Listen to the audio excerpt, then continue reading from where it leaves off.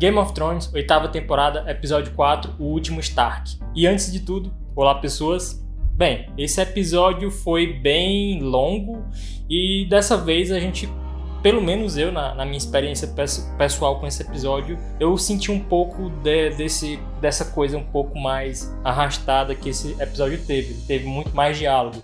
E por ter mais diálogo e menos ação, eu acho que senti um pouco o peso dessa longa duração. Mas eu creio que isso também teve um motivo que eu vou explicar para frente. Mas enfim, um episódio aí que ditou muito bem os termos do que pode vir a acontecer para frente. É um episódio que pode acabar causando algumas discordâncias. Será que o personagem tá sendo descaracterizado? Será que o outro personagem não está sendo descaracterizado? Enfim, muitos tópicos que podem ser abordados com esse episódio. Porém, o mais importante e que eu acho mais necessário para ser abordado nesse começo do vídeo é justamente isso aqui.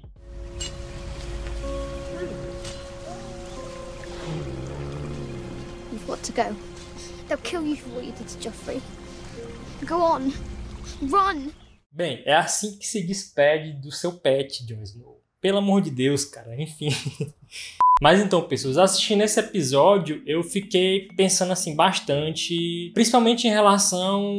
Será que os personagens estão sendo descaracterizados pelo que eu andei vendo assim pelo Twitter, pelas internets, né? Fazendo um apanhado geral, pra mim, os personagens que ficaram assim bem irritantes foi o Jon e a Daenerys, por conta de uma decisão de roteiro que eu acho que não tem mais como voltar atrás, né? Deles serem um casal.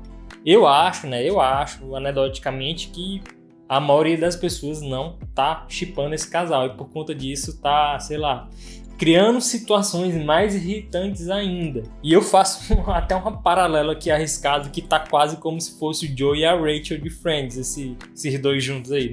Realmente não tá rolando uma química. Pelo lado do Jon, ele sempre foi esse bundãozinho, né? Esse cara de bunda, todo certinho e tal. Mas pelo lado da Daenerys, é meio estranho, né? Você vê todo esse arco narrativo dela, de luta, de ter essa independência. Claro que, beleza, ela tem o direito de se apaixonar por quem ela quiser e fazer o que ela quiser, mas, enfim, causa um estranhamento ela ficar implorando por causa de macho, cara. Então, foi uma situação bem estranha em relação à cena desse episódio, né? Quando eles estão colocando os papos em dia. E por falar em papos, como eu disse que esse episódio foi bem dialogado, e foi justamente para conversar sobre o que tá acontecendo, já que ninguém teve tempo para conversa, né? Todo mundo se encontrou, mas ninguém teve tempo para conversar, todo mundo tava pensando que ia morrer. E nesse ponto eu chego justamente nos personagens que estão realmente condizentes com o que eles andam fazendo. Personagens que estão sendo coerentes com seu arco narrativo,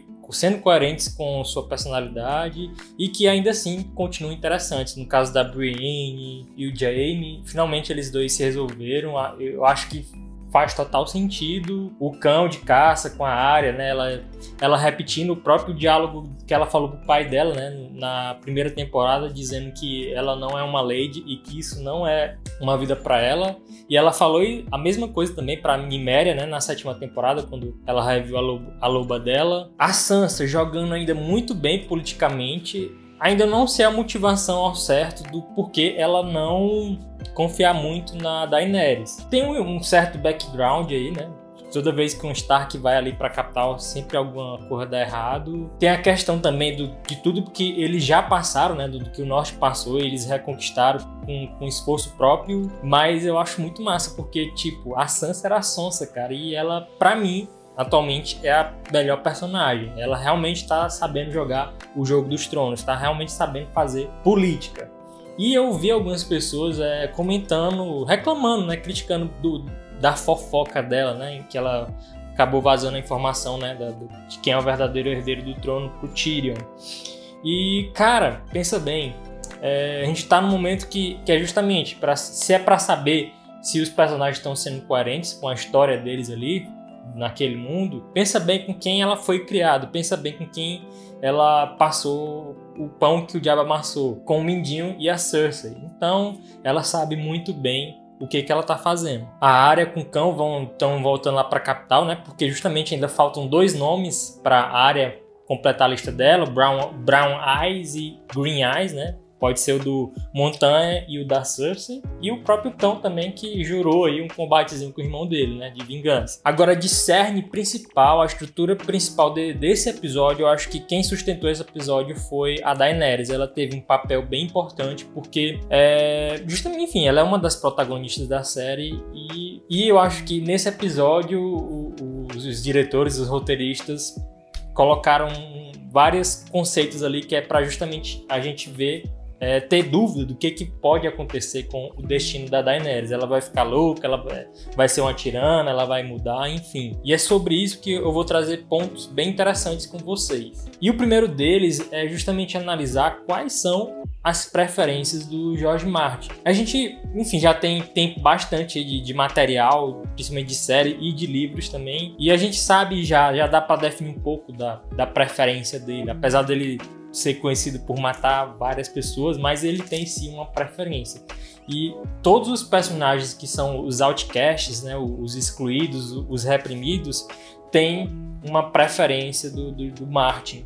Esses personagens, justamente, eles estão se erguendo, eles têm um arco que justamente eles estão crescendo, tanto como pessoa quanto poder. E a gente vai ter o quê? O exemplo do Tyrion, da Sansa, da Arya, do próprio Jon, da Daenerys. E um dos primeiros pontos que eu acho que a série poderia ter explorado, ela só joga algumas ideias assim, bem superficiais, mas eu acho que o livro pode explorar um pouco. A gente vê essa situação dela agora lá em Westeros, como a monarquia é um negócio estúpido, né? Tipo, a pessoa que nunca viveu, não sabe nem quem é o povo dela, vai mandar em todo mundo só porque ela tem esse direito de nascença, sabe? Uma pessoa totalmente alheia daquele mundo ali e vai comandar em todo mundo. Então, é uma coisa que pode ser que os livros explorem, né? Essa coisa da monarquia ser uma parada bem escrota. E alguns traços da própria personalidade dela. Algumas pessoas podem estar até estranhando que,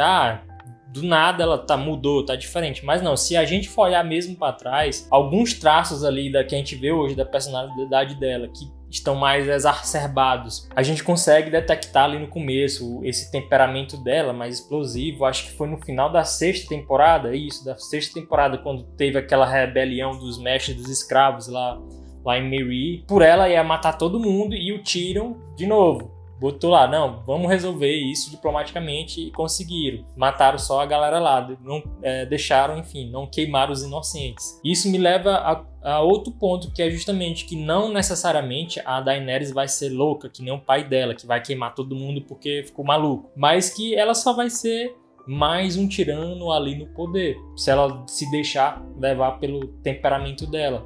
E é até interessante isso, porque geralmente quando a gente tá arrumando para esses finais de jornada, o herói, quando você fala de estrutura narrativa, ele tem que passar por uma decisão moral. Ele tem que tomar uma decisão que vai justamente colocar em xeque a moral dele. A do Jon todo mundo já sabe, né? Ele é um cara meio que incorruptível, ele já se provou. Mas a Daenerys tá bem legal essa decisão que ela tem que tomar, porque realmente é uma decisão de verdade, não é uma decisão falsa, que a gente chama, que é daquela fácil, né?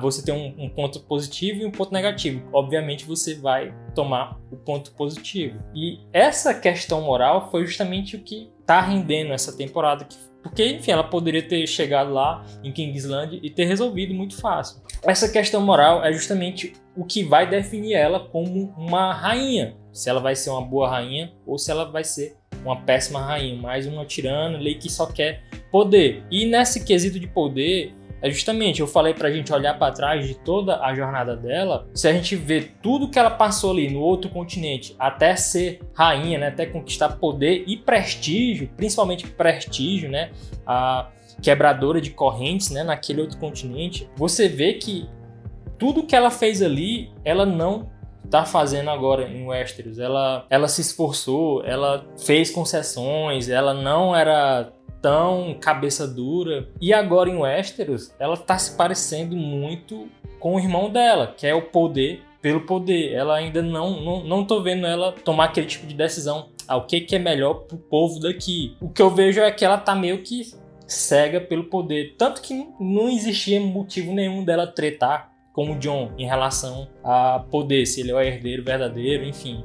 Não tinha motivo nenhum para ela ter esse conflito com ele. Afinal, eles são da mesma família. E o que tá em jogo? Poder pelo poder ou o bem de Westeros? E para finalizar aqui, o episódio, eu acho que o episódio meio que voltou um pouco daquela essência de antigamente, né, que a gente tanto reclama. Teve muito essa questão do Jogo dos Tronos e mostrou muito bem isso, principalmente entre o diálogo do Varys e do Tyrion, que pra mim esses são os verdadeiros caras aí que se preocupam com o povo. Não tanto quanto o Varys, mas pra mim, se o final de Game of Thrones não ser tão óbvio assim, eu acho que uma boa decisão seria fazer com que o Tyrion virasse rei, porque realmente ele realmente é uma boa pessoa, ele se preocupa com o bem-estar do povo. Ou como eu falei pra vocês em análises anteriores dos episódios, que esse negócio de ter um rei para cada reino aí, eu acho que vai acabar e que cada um vai pro seu canto comandar seu reino lá de boas. E quanto à observação que eu fiz, que